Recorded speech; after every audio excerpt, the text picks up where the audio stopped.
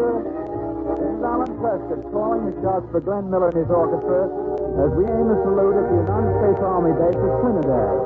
Before Glenn Miller and his gang fire the first musical shot, all of us here want to pay our respects to your commanding officer, Brigadier General Ralph Talbot, Jr., your officers, and all you guys to whom we're very grateful. Please consider yourselves respected, thanked, and now saluted as Glenn Miller starts us rolling with Marion, Tex, and the Molinairs singing Dear Arabella.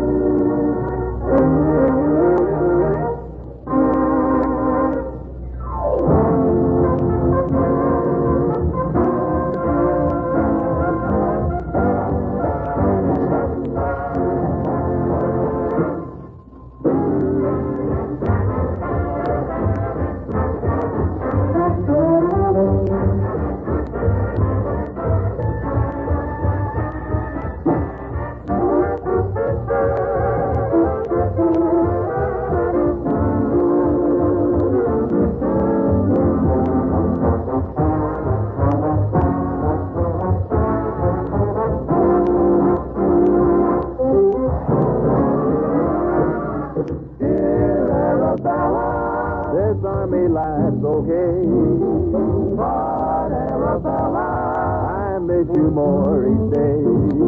While I'm parading and reducing for an ass, I hope that your love won't get cold in the dress. Kindly remember wherever you may be, you're your private property. Dear Arabella, remember I'm your fella and you're mine. Oh, mine.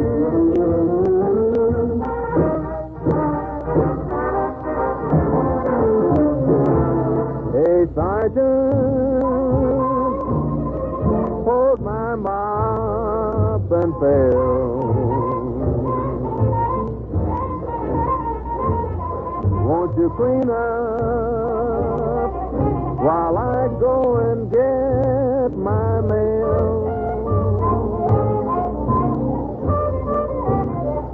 You got a letter from Arabella. Well, I'm Arabella's fella. There's an airmail special on its way. She writes the same thing every day.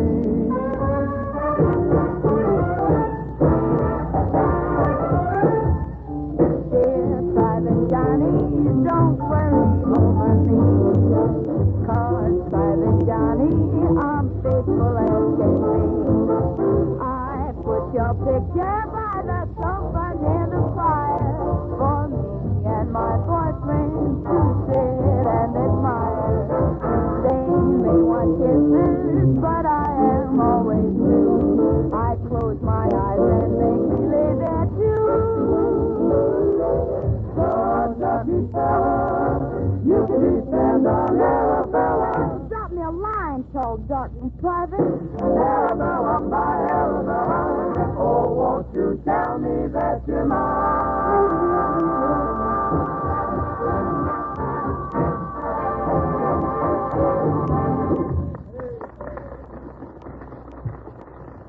Listen, kid, in case it might have slipped your mind, Glenn has done up a little piece to cover your whole day. Capsule Reveille, remember?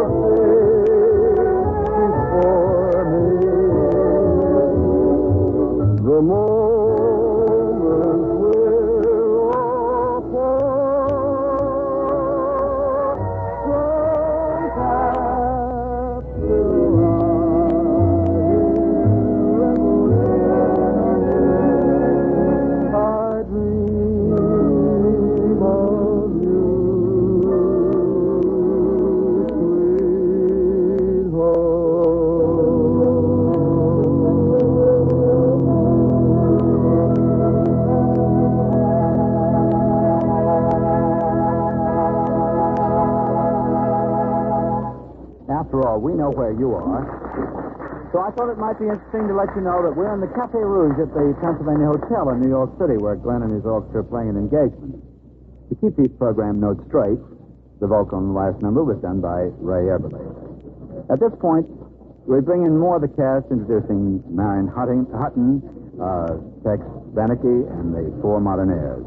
5 boys and a girl will get together on Chattanooga Choo Choo from Glenn's movie Sun Valley Serenade.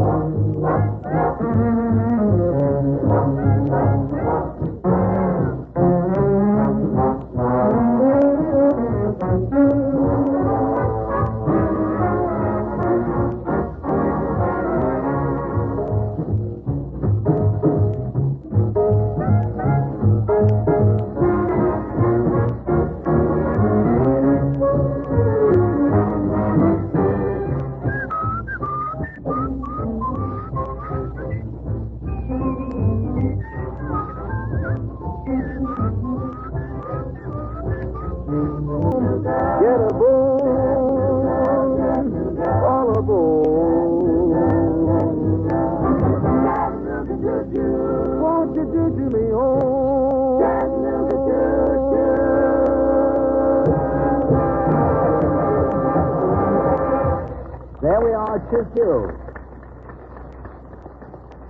I know you've all heard the favorite tune, The Vulgar Boatman. The Vulgar Boatman is a tune that was originally put together for all the baritones and bass singers who didn't manage to get into a barbershop quartet. I know you've heard it before, but I don't think you've heard Glenn Miller's special arrangement of it without baritone. Here it is.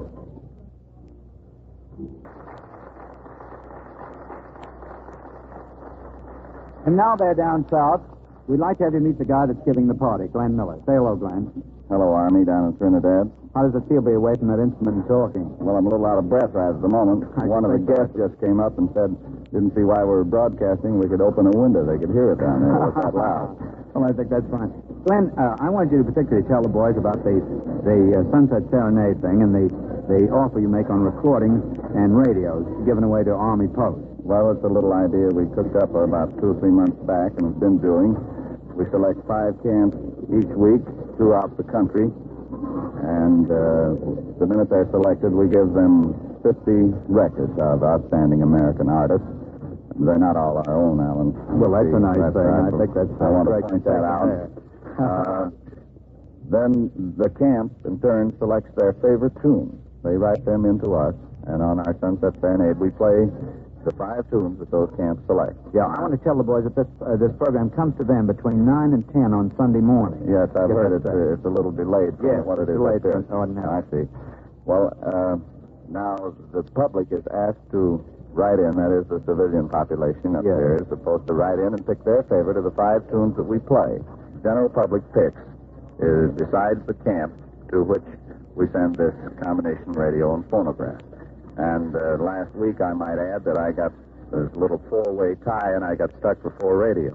You know? Oh, well, a very fine thing. I know you feel very sorry, don't you, Al? I do, too. That breaks my heart. Yeah, Let's go over that once again so those directions are clear. What do the boys down in Trinidad have to do now? Well, first place, they'll have to be selected. Yeah.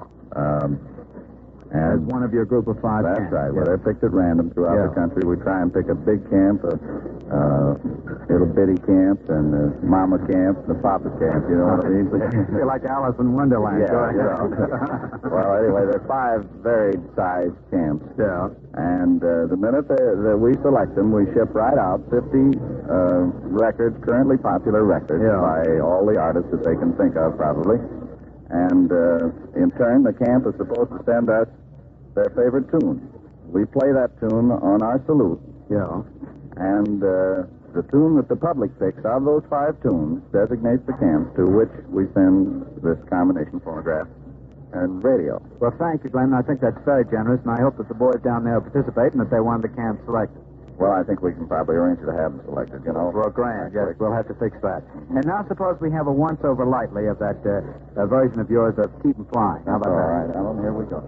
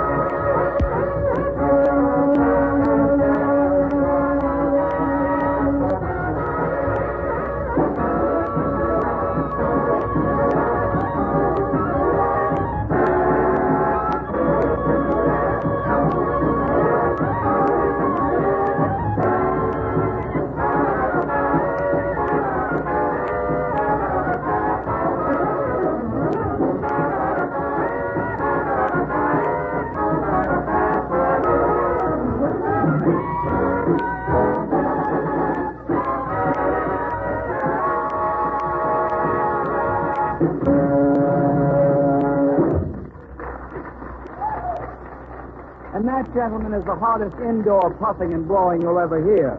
Now that you're started, don't stop, Glenn. How about some of that bird and flower music? You know, that boy and girl music? I think down there in Trinidad they'd like to hear Ray and the Martinez tell us about The One I Love.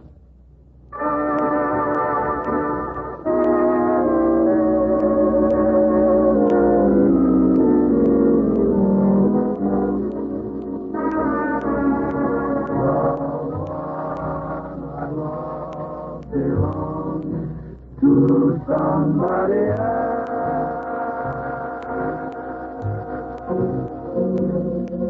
She means a tender song for somebody else. And even when I have my arms around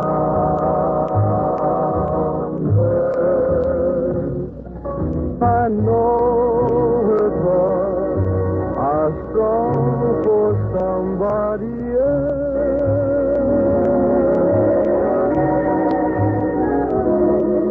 The hands I hold belong to somebody else.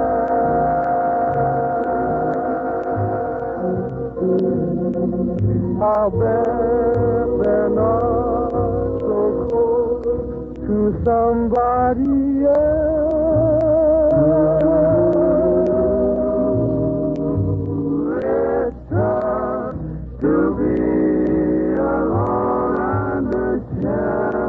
it were to fall in love by yourself, the one I love belongs to somebody else.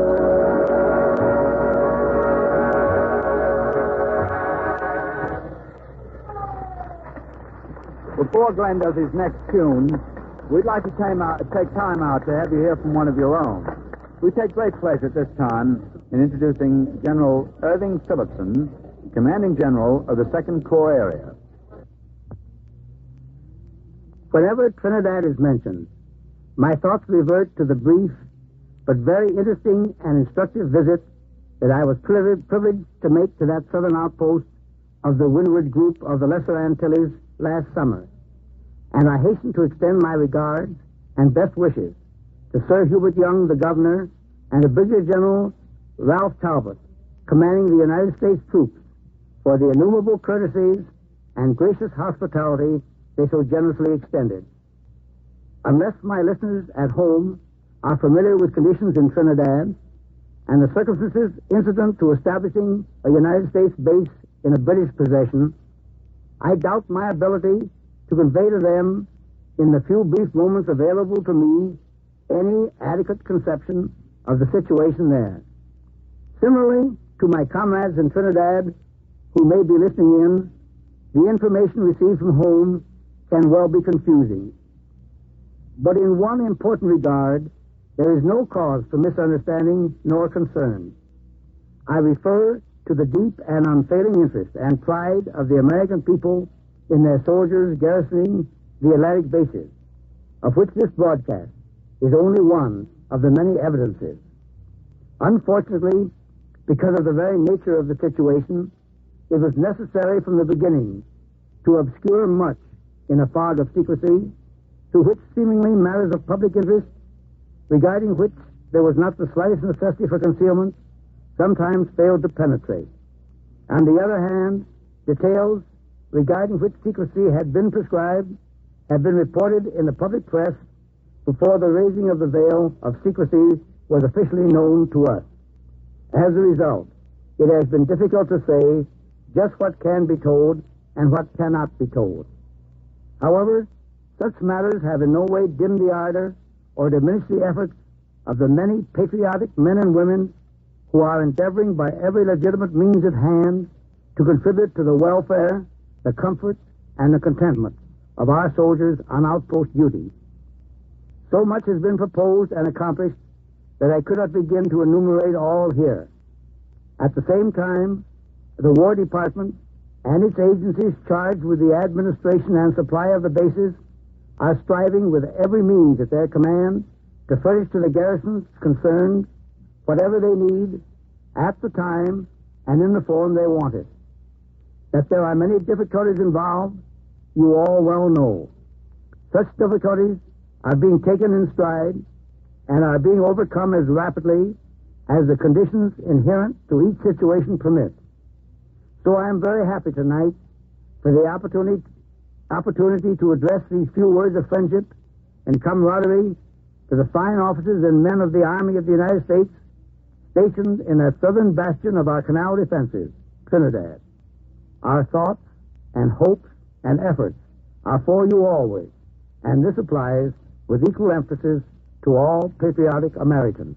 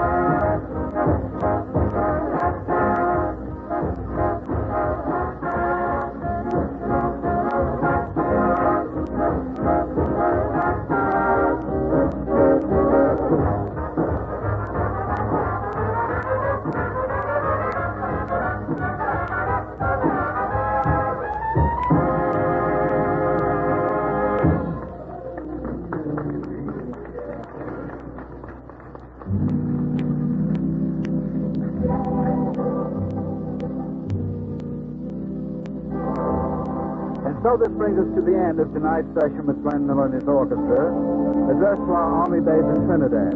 We hope it's been fun and that we meet over these airwaves soon again.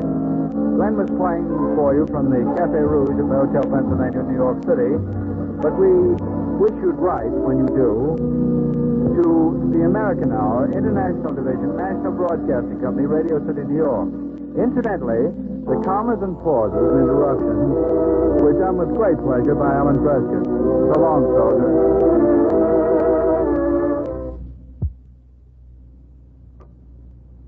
Glenn Miller was heard on this program through the courtesy of Liggett and Myers, makers of Chesterfield cigarettes. The salute to the Trinidad Army Base was a presentation of the National Broadcasting Company, Radio City, New York. If you've enjoyed this salute to the men of the Trinidad base and are serving at a military or naval base other than Trinidad, perhaps you would like a program dedicated to your particular base.